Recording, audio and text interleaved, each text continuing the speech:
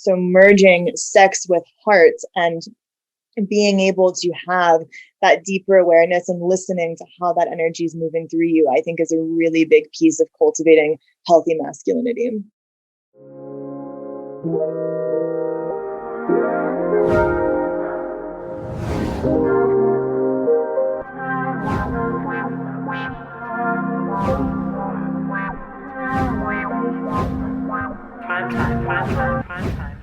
Boom, we're here. Let's go through the housekeeping quickly. If you're listening, rate, share, subscribe. You already know. If you are listening, you could also watch Big Mood TV. Check it out. We just want to connect with you and not just watch this shit, but we trying to connect with you, you know?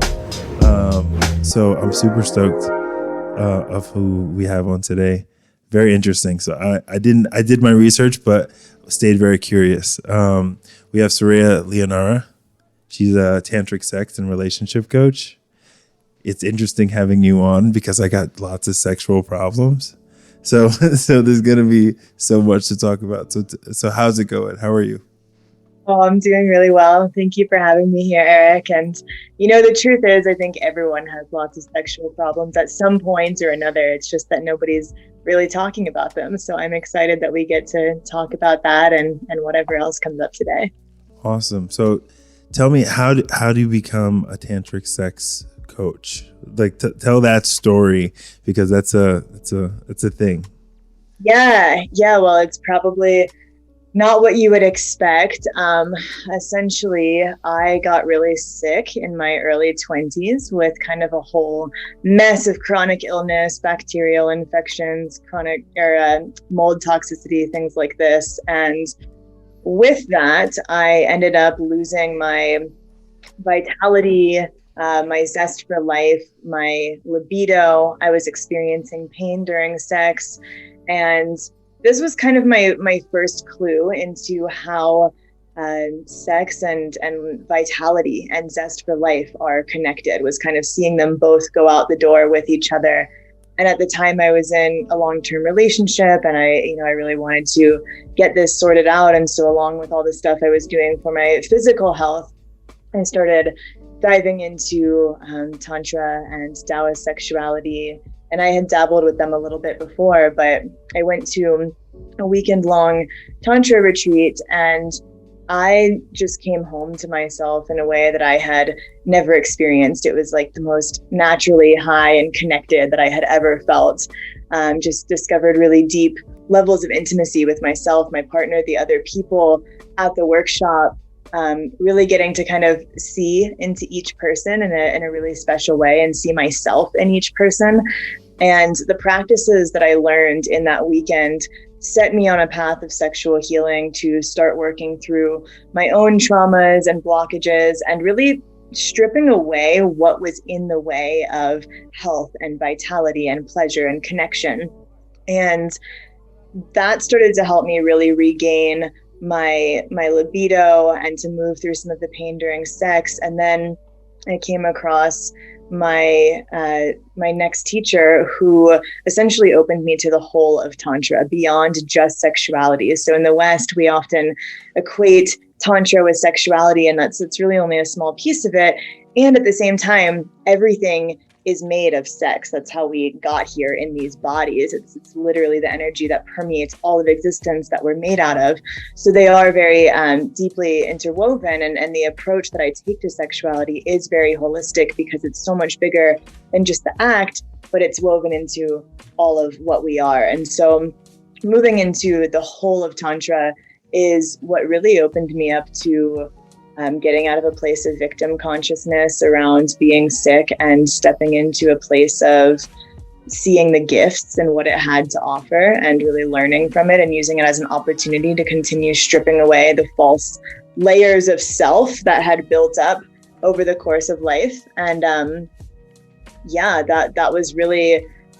was the thing that actually led me to this path. And so the illness was a gift in a huge way. It's what led me to my passion and purpose. And I just started diving down the rabbit hole of all things sex, relationships, spirituality, Tantra, Taoism, over the years, and working with many different teachers and going through my own healing process. And so that's kind of how I ended up here. Beautiful. I'm in the healing space, and a lot of my friends are in the healing space. And this podcast started as a health and wellness podcast, and kind of the whole, we're very far from that now, but there's always pain for people like us in this space. There's always a pain, not always, but generally a pain that draws us to this healing work, because we're healing ourselves. And then it's like, oh shit, I just healed myself. I want to heal other people too. I want everybody to be free, but let's rewind it back and just get to the basics. Tantra, what is that particularly? And Taoist sexuality, that you use that phrase. Yeah, so good thing. Break that down. So Tantra is an ancient approach to life and spirituality that originates in ancient India. There's many different lineages of it.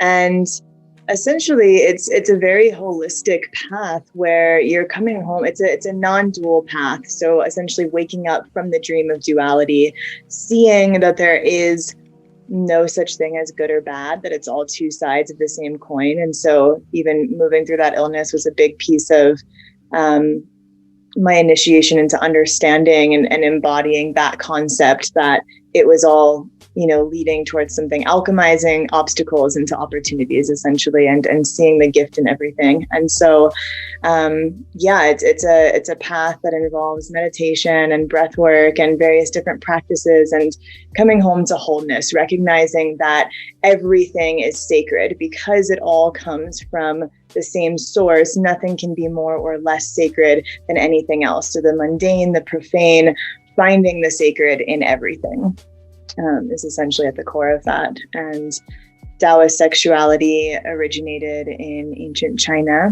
and the Taoists saw sexual health as an essential piece of our overall health. So things like ejaculation, they saw that as being potentially depleting when not done intentionally, and learning how to circulate sexual energy in a way where you can become multiorgasmic, to not only increase pleasure, but also to build longevity and vitality. And so you see some of this in both the Taoist and the Tantric paths, and there's a lot of crossover between them and things that they do very differently as well. Beautiful, beautiful. I'm actually 38 days celibate, so I'm practicing my own little thing going on. And I think I'm going to do a tantra workshop. I think that's like the next phase, like do it while I'm celibate. I think that'd be tight as fuck. Into the next question. What does this look like? What does your work look like in the minutia? So like, walk me through this process for you as a coach. Is it virtual? Is it something in person? Is it both? Yeah, walk me through your coaching process. Yeah, good questions. So, I used to do a lot more stuff in person before this whole COVID thing. So I used to do a lot of live group workshops and things like this, taking people through various different practices of connection, platonic intimacy, being able to open into vulnerable spaces and feel really seen and held. Would do other workshops helping couples to connect more intimately and learn various different practices around communication, sensuality, just deeper levels of connection, really merging sexuality and spirituality. That's also a big piece of this. With one-on-one situations, I'm really working either in person or virtually to help people strip away those false layers of self that we were getting at. Because essentially we come into this life with vitality and, and this kind of connection to who it is that we are at our core. But that starts to get shaped and molded and conditioned and programmed and traumatized in all these various different ways through the course of our lives.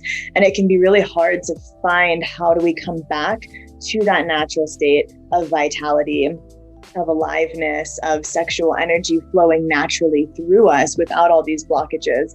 And so a lot of this work is using the body as a map, going through different somatic exercises and finding where the blockages in the unconscious mind lie, so that we're not just working on a conscious level, but really illuminating the unconscious, seeing what's going on underneath there, and kind of running the show from behind the scenes so we can integrate those pieces back into loving wholeness and acceptance in their rightful place, rather than kind of taking over the show. And on group level, so I teach online classes as well. I specialize in working with men, and I work a lot with cultivating sexual confidence, sexual awareness, being able to become multiorgasmic through non-ejaculatory orgasm, overcoming any sort of sexual struggles like erectile dysfunction, premature ejaculation. These sorts of things are almost always psychologically rooted rather than a physical problem. So the good news is they're healable, and they're actually incredible messages from our body letting us know that something's out of balance, or trying to share some sort of insight with us that actually is really helpful if we respect it, rather than getting mad at our body for communicating with us in these ways. So in that realm, offering people various different practices to work with at home that range from breath work to meditation to self-pleasure to things they can do with a lover to shadow work, and kind of weaving all of that together. So it's a very holistic approach where, sometimes we're not talking about sex in the act itself, but we're talking about polarity or self-love or passion and purpose, and, working through these pieces because they all support each other in a really cool way. Beautiful, beautiful. So what stands out to me, what drew you to working with men so intensely? That's a good question too. It kind of feels like they chose me. I noticed that I just had a lot of male clients at one point, and I was doing a business training where they were saying you have to choose a niche and something that you really want to dive into and focus on. And I recognized that at the time, the vast majority of my clients were men, and I was seeing a lot of different overlaps in what was going on with them and the types of struggles they were having, and really enjoyed learning about them and supporting them. And I grew up hanging out with a lot of guys. I had mostly guy friends as a kid, and then through my own relationships, I've had, the opportunity to see very deeply into various different men. And so it's just always been a passion of mine to kind of get to know their perspective. I think we live in an interesting time where there's this amazing movement of women's empowerment. And with that, sometimes comes a lot of man bashing and demonizing of the masculine, which I personally think is not helpful at all. So I really like getting to see the other side and see how a man's mind works. And, it's fascinating to me. And I also found it to be a really helpful way to support women, because I was also looking around in my life and seeing all these women complain that there weren't any good men around. And so I thought I'd, take a peek into masculine and see what's going on there. So it's beautiful that you bring up masculinity. I'm going through a separation, essentially a divorce. And a big thing I've been studying is masculinity from a number of perspectives. Reading a number of books. Some books are just super misogynist, and it's just like, whoa, this is a whole perspective that I'm not super into, but I want to hear it, and then searching for what my own healthy masculinity looks like. Break down what you think healthy masculinity looks like, because it is subjective, because I'm sure some women are I know some women are into toxic masculinity. That is a thing that they seek, through their own subconscious, right?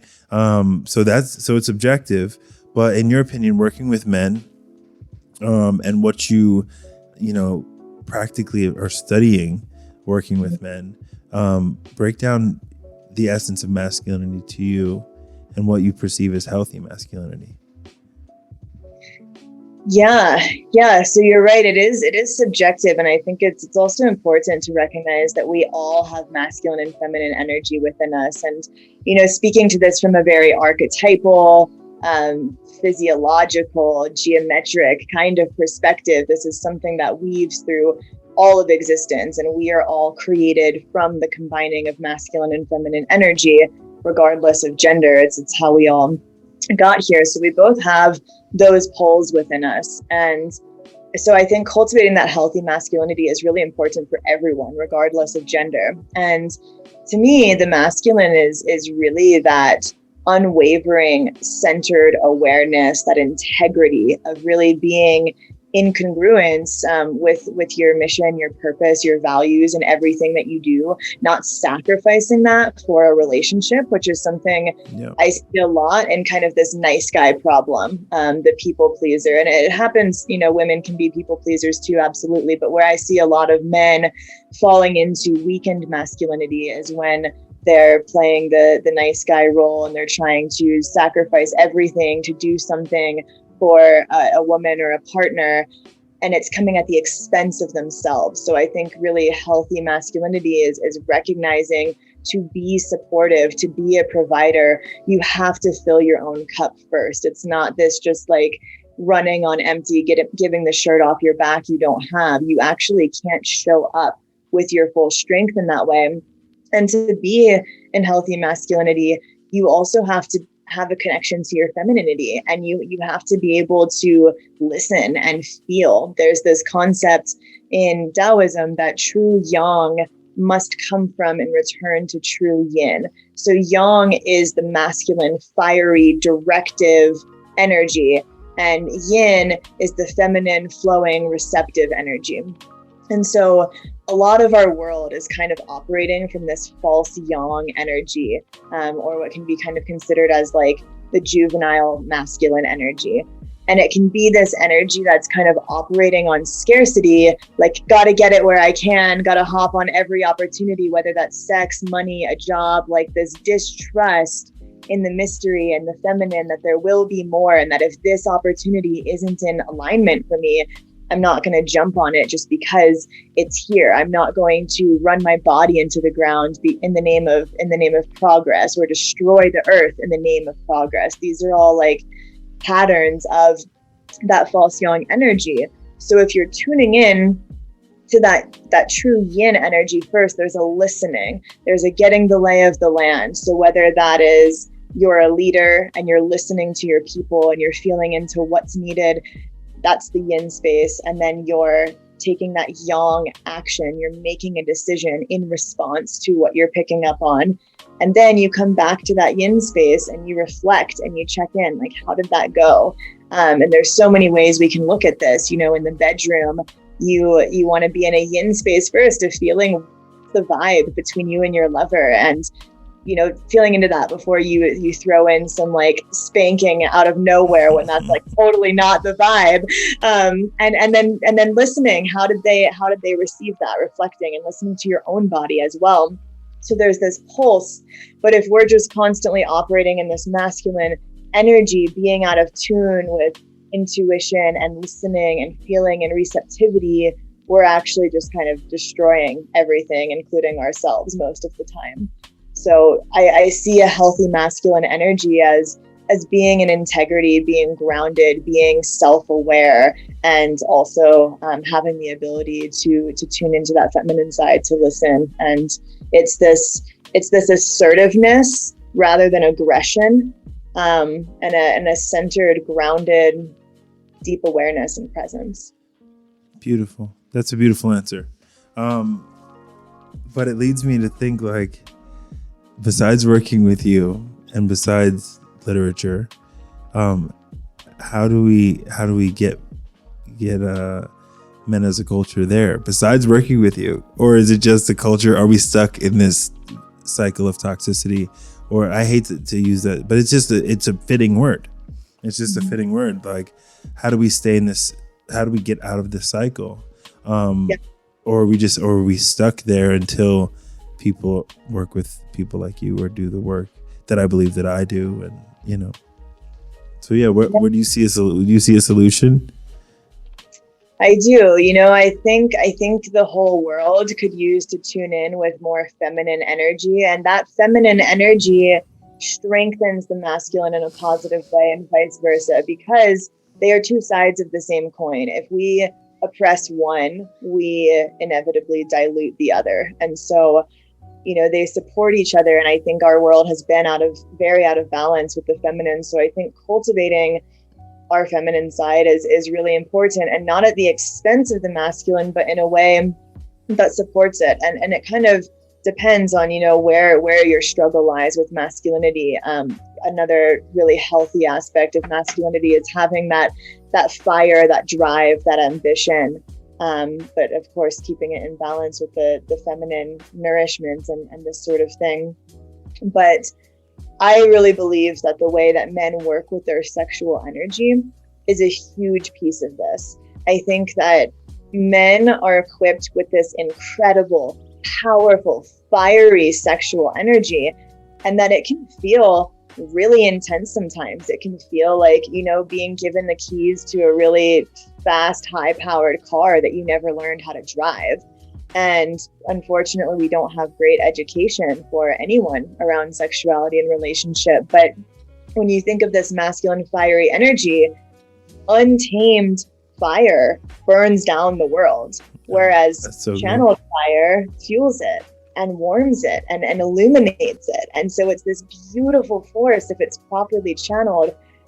But I really see, I see at the root of so many of the problems in this world, there is a disconnection around how to work with that immense power and integrity. And so whether that manifests as like rape of other people, of the planet, seeking power over others, not knowing how to work with this fire in a loving way, there's a disconnection from the heart a lot of times. So merging sex with heart and being able to have that deeper awareness and listening to how that energy is moving through you, I think is a really big piece of cultivating healthy masculinity.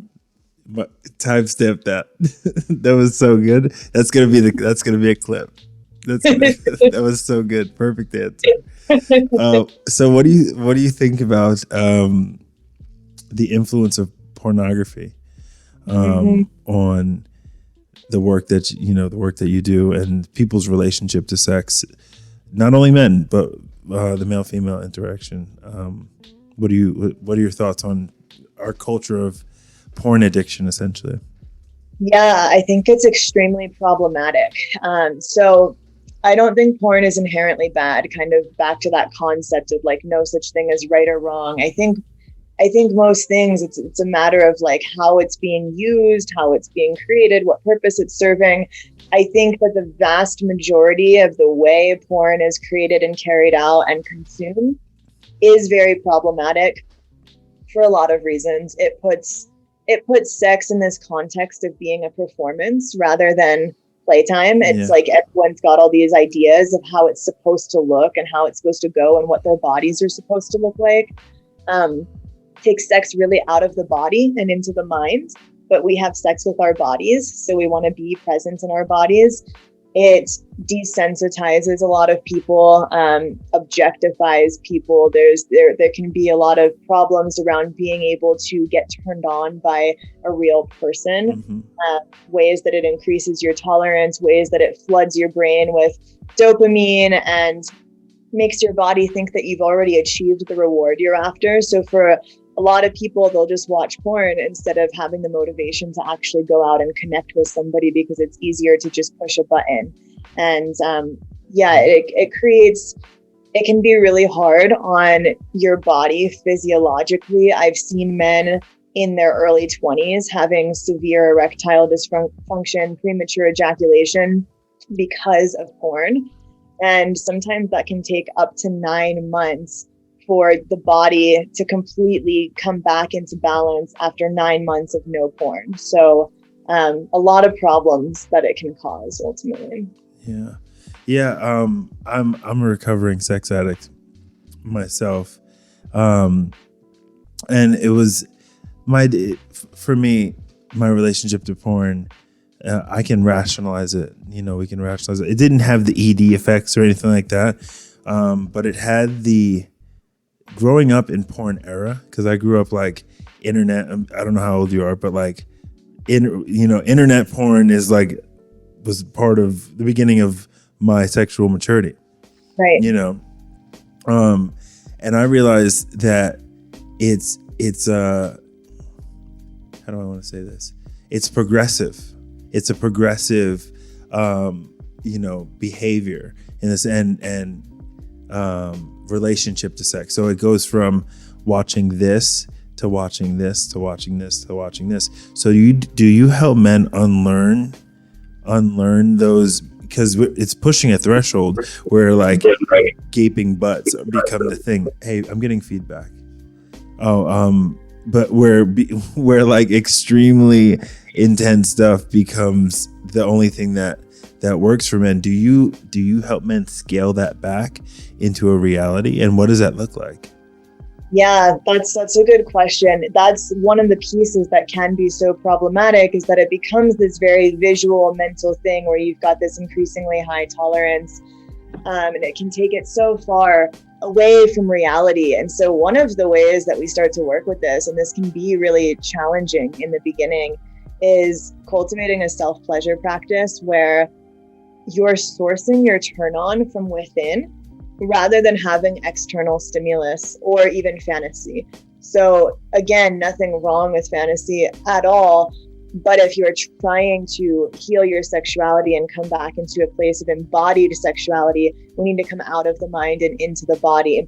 And so there's something very powerful about being able to stay present with the sensations in your body and to keep your mind focused. It's almost like meditative masturbation. It's like a very intentional way of exploring your sexual energy and connecting with it in a meaningful, fulfilling way where you're having a dialogue with it rather than talking at it. So we very frequently talk at our sexual energy. We want to get something from it rather than cultivating that ability to listen. And so, we start by, can you derive your turn on from within yourself and the five senses in your body? And sometimes that is extremely challenging for men at first, especially if they've gone deep into the porn rabbit hole. And so taking time, being patient with it, getting out of this goal orientation around I'm doing this to chase orgasm. The whole point of this is to get off, but rather I'm doing this to expand and prolong pleasure and connect with myself and learn about myself and find a new way of doing this that can actually be much more exploratory and playful and fulfilling. But it can take some time to kind of rewire doing this. Sometimes it can feel boring or frustrating or all kinds of things in the beginning. But it's just kind of like learning anything or unlearning anything. It takes some time and patience and really pays off if you can put that love into it. Definitely. So on this podcast, I share all my business. So obviously I shared about the sex addiction thing, which I've been super open about. What's your take on periods of celibacy, and keeping that chi and that energy in, and what to do next? What would you tell me? Because I don't know how long this period of abstinence will be. I feel like I have a spiritual calling towards it, like a fast. So who knows? It might maybe 90 days, maybe 6 months, maybe a year. But where do you see, with that energy buildup and, with that new relationship to your body? Because I feel like that's what it's done to me. I have a restart, and like a fresh, what I'm hoping for is a fresh relationship to sex after this period. But what are your thoughts on periods of abstinence? And do you encourage your people to do that? Or is it what's your relationship to it? Or are you pro, hey, masturbate because you got to get the sin out kind of jam? Yeah, well, first of all, that's awesome that you're experiencing this new relationship with your body and your sexuality. If you're exploring this, I think it can be very helpful to choose to go through a period of abstinence. And I also think while doing so, it's really key that you keep that energy flowing. So there's a big difference between abstaining from sex and keeping our energy flowing and just ignoring or repressing sex. And I think that this is where abstinence and celibacy can become problematic. This is where you start to see, people like priests molesting little kids because they're repressing and ignoring that sexual energy. But this is our vitality, and it's the element of water. It needs to flow. Sexual energy, it lives in our sacral chakra. It's water, it needs to flow. Otherwise, it's going to become like this mucky, stagnant swamp or it's going to feel like, you're kinking a hose and it's wanting to explode. And so you want to let it flow. And that doesn't mean that it has to be explicitly sexual, but things like our emotions and our creativity are very connected to our sexual energy. So things like internal martial arts, qigong, tai chi are amazing ways to. That's what I've done. I've gone into jiu-jitsu, and I've gone into training more. I have the energy flowing. I have the energy flowing. And that's what's important, is that it's flowing, it's integrating, getting into creative flows, moving your body, working with breath.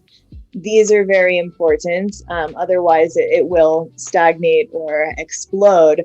The other way, so a lot of what I teach is becoming multi-orgasmic through non-ejaculatory orgasm. Break that down. Take a second to, because that blows my mind. It's pretty mind-blowing. So break that down for people, because I think other people will have their minds blown as well.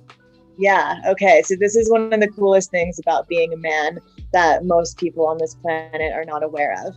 So you are capable of having multiple different types of orgasm, and orgasm and ejaculation are actually two separate functions. So they can be separated. They can happen independently of each other. Ejaculation is actually a response. It's a reaction to orgasm rather than the orgasm itself. So what happens is when you ejaculate, your body releases a huge flood of neurotransmitters, serotonin, dopamine, oxytocin, as well as prolactin. And so prolactin is what's responsible for the refractory period of taking some time to get hard again after you come. It's that hormone that flushes through that can kind of make you feel like you just want to be by yourself after sex or turn over and go to sleep. It can diminish your arousal, your desire for connection, and it can diminish your drive and kind of, again, that young, fiery, get shit done kind of energy. It signals to your body that your biological purpose has been served for the day. You've procreated, you've continued the human race, you can kick back and not do anything, which sometimes that's great, but sometimes you have shit you want to do and you want to have that energy still. The Taoists and the Tantrics see this as a big loss of vital life force energy, to be losing, to let go of it all the time, because it is the energy that we create life with. And so all your organs are pouring forth their best effort to create this new life, and then they've all got to replenish and rebuild, and your body's got to make more sperm and all of this. So it serves this amazing purpose of creating life. It's also very pleasurable, obviously, but when you have an ejaculation is an explosive orgasm. It's shooting out of your body, whereas a non-ejaculatory orgasm is implosive. So you're reversing the flow of energy and keeping it within your body, and you're revitalizing your entire system with it. So you're not losing that energy. You don't have the release of prolactin, and you can have many of these orgasms without losing your erection and having that refractory period, and without ejaculating. And so an ejaculatory orgasm will look more like a peak, where you build and build and build and peak, and it lasts a few seconds and then falls over on the other side, and you're likely going to be tired or need a moment to get hard again if you want to keep going. Whereas a non-ejaculatory orgasm is going to be like these building and then rolling plateaus. So this little plateau here is like a rolling orgasm, and then you build and you come to this rolling orgasm, and you build and you come to another one, where they compound on each other. They can last minutes, or even you can enter an orgasmic state rather than these specific non-ejaculatory orgasms. It can become this full body rolling orgasmic state that can last hours, really. And so it's not just localized to the genitals, but it's throughout your entire body. It's going to revitalize your whole system, and you're essentially using that life force that you're created from, that is responsible for your vitality, to nourish your whole system, rather than like shooting it out into a tissue and flushing it down the toilet. So it's this incredible energy that increases productivity, creativity, vitality, mental acuity, clarity, drive, all of these things continue to build when you keep that young energy within you rather than depleting it. Beautiful. That's awesome. So I think I want to work with you. I think I'm going to figure this out because this is dope. So let's talk about the logistics of your business. How do people work with you? What does a online workshop look like? So I have 2 courses. One of them is called Vital Confidence, and one of them is called Multiorgasmic Vitality. And so Vital Confidence is a really good foundational course, especially if you're experiencing any sort of sexual blockages. So ED, PE, lack of sexual confidence, being concerned about your cock size. There's practices to naturally enlarge the size of your cock. There's erection strengthening practices. We dive into cultivating a sense of mission, purpose, healthy masculinity, all of that, and how that weaves into sexuality. And then multi-orgasmic vitality, I actually have one more live round of that beginning on April 10th. And so in that course, we're diving into everything I was just talking about with becoming multi-orgasmic, learning these non-ejaculatory orgasms, and then how to channel that energy into all the other parts of your life. And so we go deep into all kinds of topics in that class, but the core is really learning how to channel your energy effectively as a man and really be in the driver's seat rather than at the effect of it. And so for that course, I'll be teaching that one live starting April 10th, and it's all recorded for people who can't make it live. But we meet for seven out of 9 weeks. We have a live 2-hour call over Zoom. And then there's pre-recorded material, and all the practices are laid out, both written and as guided meditation. So you have all of that at your fingertips. And basically we meet those 2 hours a week, and then there's practices for you to work on throughout the week. And there's 2 weeks for integration throughout that nine weeks. So in case you get overwhelmed, you can catch up and, continue deepening the practices. And on those live calls, we also get to talk and ask questions and, share celebrations and challenges, frustrations, all of this. So it's this amazing community of men that are all on this awesome journey together, supporting each other. There is a Facebook group to connect on all of that as well. And then, you keep the material forever so that you can continue on this journey, and you've got it all laid out for you, everything you need. And then I'm there to support you through those 9 weeks and make sure that you've got everything you need to dive into that journey. Beautiful. So this was super easy. How easy was this podcast? So awesome. Yeah, so awesome. So where can everybody find you? Plug everything that you do. And I'm going to plug everything you do because this is dope. It's dope. Awesome. And it's needed. Yeah, absolutely. So you can find me my website is SureyaLeonara.com. I'm also on YouTube. Just type in Sureya Leonara. You can follow me on Instagram and Facebook. I post a lot on there. I write a lot of stuff and videos on YouTube every week on Wednesday as well. So those are the best places to find me. You can sign up for my course on my website, and it starts April 10th. So this will be the last time that I'm teaching it live before I move on to other offerings. The next course that I'll be teaching will be about mastering female pleasure and the art of seduction and all of that. And so, this is the last chance to hop on this journey live, and that would be so fun to have you there. So dope. So dope. Thank you so much. That was perfect. Perfect. Thank you so much for having me. Yeah, so we're going to wrap it up. Again, if you are listening, rate the podcast, follow Sureya, and send your love, comment how dope she is. We're out of here. Thanks.